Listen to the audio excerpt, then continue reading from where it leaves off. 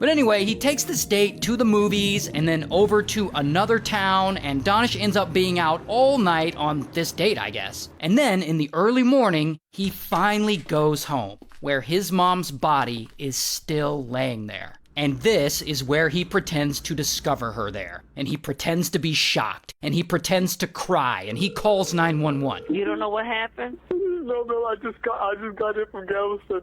I just walked in this morning. So pretty quickly, police arrive. And they investigate. And they notice a few things. One, there's no sign of forced entry. And two, there's someone's bloody handprint on the doorknob. And three, Donish doesn't have any of his mom's blood on him. Now this is apparently unusual because generally when people find the body of a loved one, they immediately panic and they try to touch them or shake them or hug them to see if they're still alive, and that tends to get blood on them. Clearly, Donish didn't do any of that with his mom because he's the one who set up the murder. So police are suspicious of him, and they take him in and they question him. And they also notice something is a little off about his 911 call from that day. In his 911 call, he gave away his alibi without the operator even asking him. You don't know what happened? No, I just got in from Galveston. Apparently, that's a very common thing that guilty people do. Like when a killer calls 911, they will often just vomit out their alibi without being asked. Like, oh, it wasn't me, I was hanging out at Chuck E. Cheese the whole time.